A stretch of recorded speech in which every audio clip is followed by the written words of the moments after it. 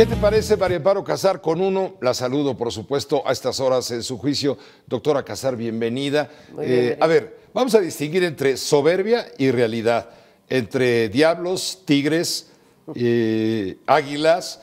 No hablemos de fútbol, hablemos de temores, de miedos. ¿Te parece ético meterle miedo, ruido político al chicharrón? Me parece una vergüenza estar oyendo a 3 días o a 4 días de la elección, a 5 días de la elección, estar escuchando esto. Si ya realmente, como dicen las encuestas, tiene un triunfo muy holgado, siempre puede pasar algo. Sí, hablamos tú y yo la semana pasada de 3 escenarios posibles, alternativos, pero si ya están con el triunfo en la mano, ¿para qué, digamos, ensucian el ambiente con este tipo de declaraciones que lo que incitan es a la violencia? Cuando Enrique Peña Nieto llevaba en 2012 no 20 puntos, como dicen hoy las encuestas, pero sí llevaba 13 puntos de diferencia.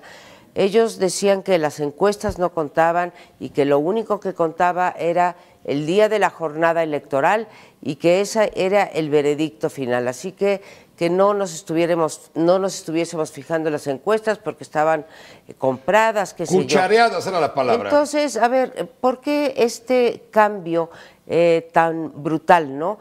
Citaba yo a John Ackerman, uno de los asesores de Andrés Manuel López Obrador. Y de Morena, sí. Diciendo precisamente esto, que las encuestas no te decían nada. Ahora, como les favorecen, pues te dicen todo. Entonces, sí, lleva una gran ventaja. Yo creo, Pepe, que este arroz ya se coció. Si te soy honesta, veo muy difícil que los 16 puntos o los 20, ahora ya dicen que son entre 30 y 50 la gente de Morena, que esto se revierta. Pero, en fin, tenemos que esperar, como en cualquier democracia, hasta el 1 de julio. En Colombia se revirtieron 15 puntos, Pepe, 15. Ya no te voy a usar los ejemplos de Brexit, no te voy a usar los ejemplos de Trump, no. En Colombia 15 puntos, no lo creo, pero dejemos, y sobre todo si estás en una posición ganadora, lo que me no parece, abona. María Amparo Casar, lo que me parece un poco aventurado, por decirlo menos, es señalar que no, hombre, lo único que falta es que vayamos a votar. Es un trámite, un requisito, en fin. Sí. Pero cúmplanlo, hombre, cúmplanlo. Ya está, este arroz ya está cocido. Eso me parece una falta de respeto a la democracia, para empezar. Es otra vez, y el miedo que suscita entre la otra mitad del electorado, porque hagámonos cargo de que si aún sacando el 50%, hay una mitad del electorado que no quiere que llegue Andrés Manuel López Obrador, que tiene miedo. Este tipo de planteamientos son los que alimentan el miedo y son los que va a ser más difícil al día siguiente de la jornada. Si gana López Obrador, él que dice que tiene que haber concordia, pues lo que están provocando con estas cosas de manera absolutamente innecesarias, las entiendo en boca de Meade y las entiendo en boca de Anaya porque van perdiendo, pero no en boca de la presidenta. Mira, hablando de José Antonio Meade justamente, y él está hablando de reprobar estas amenazas de Morena a través de su presidenta, eso de soltar a los tigres, como dijo López Obrador con los banqueros hace algunas semanas en Acapulco, y soltar al diablo o a la diabla, si Andrés Manuel López, porque aquí hay equidad de género, Andrés Manuel López Obrador no gana, si no gana el 1 de julio, el candidato presidencial de la coalición Todos por México, que encabeza el PRI, asegura que esas expresiones son porque saben que está cerca la tercera derrota de López Obrador en las urnas. Bueno, José Antonio Meade asegura que se ha generado una percepción de triunfo por los datos que arrojan las encuestas. Sin embargo, destaca que los estudios demoscópicos con los que el abanderado de Morena canta el triunfo por anticipado no han tomado en cuenta a más de 70% de los electores.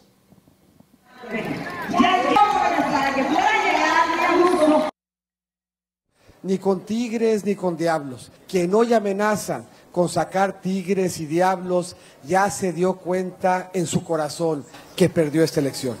Que la perdió por soberbio, que la perdió porque no hizo estructura, que la perdió porque no tiene una militancia de veras, que la perdió porque después de 20 años no hay una sola gente en México que pueda decir, él me ayudó.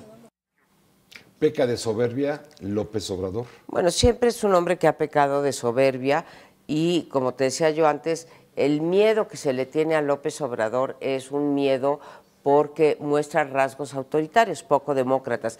Se ha revelado durante todos estos 12 años como un pésimo perdedor. Yo no me imagino a José Antonio Meade, no me imagino a Ricardo Anaya diciendo aquí hubo fraude. Pero es que aquí lo que ganan, en este caso las presidenciales, son Es los ganar malos todo. perdedores de la contienda presidencial. sí. El mejor ejemplo es López Obrador. ¿Qué pasó en 2006? No supo perder por ese 0.56%, alegó fraude y paralizó paseo de la reforma durante ¿cuántos meses? Y nos dejó una reforma electoral que hoy estamos padeciendo, porque aquí las reformas electorales se hacen a gusto. ¿Y qué pasó? Hoy lo explicaba Leo Zuckerman, colega, comentarista, decía, ¿qué pasó con los buenos perdedores? Francisco Labastida Ochoa en 2000. Adelante, sí. ¿Quién se acuerda de él? Yo sí, porque lo estimo mucho y lo aprecio. Y porque tú y yo apreciamos los valores democráticos, no solamente porque aprecies a Labastida, sino porque aprecias los valores democráticos y el primero de ellos es saber ganar y saber perder. Con Josefina Vázquez Mota. También levantó la mano de inmediato del ganador Enrique Peña Nieto.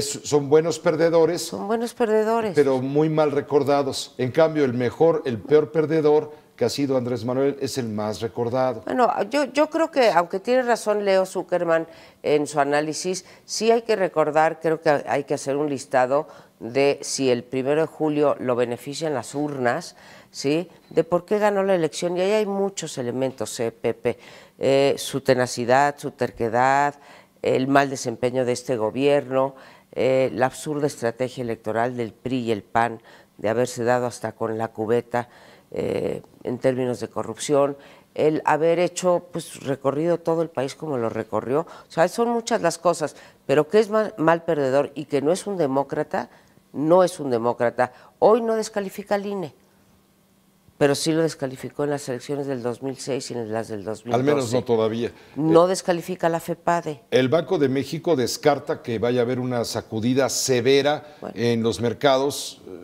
Ojalá y tenga con razón. la cotización del peso mexicano frente al dólar, si el candidato de Morena gana las elecciones, como dicen los oráculos de las encuestas. Sin embargo, reconoce Banco de México una ligera volatilidad y movimientos, aunque dice eso va a depender de los ajustes que realice el nuevo gobierno en materia de política económica.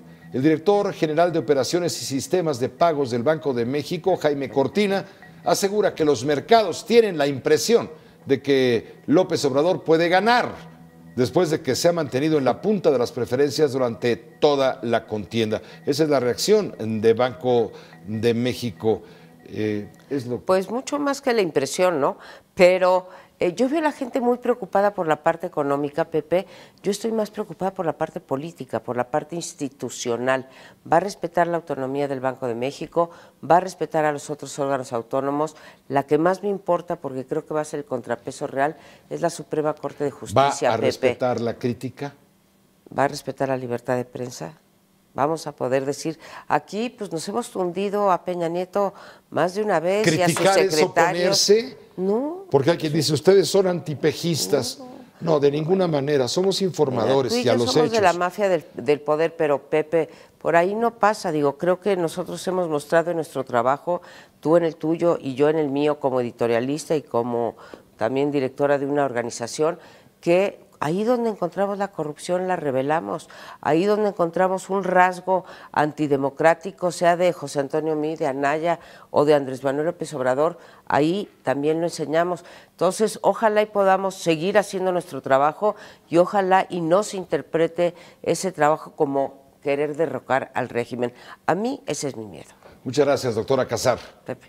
Todavía estas horas en tu juicio.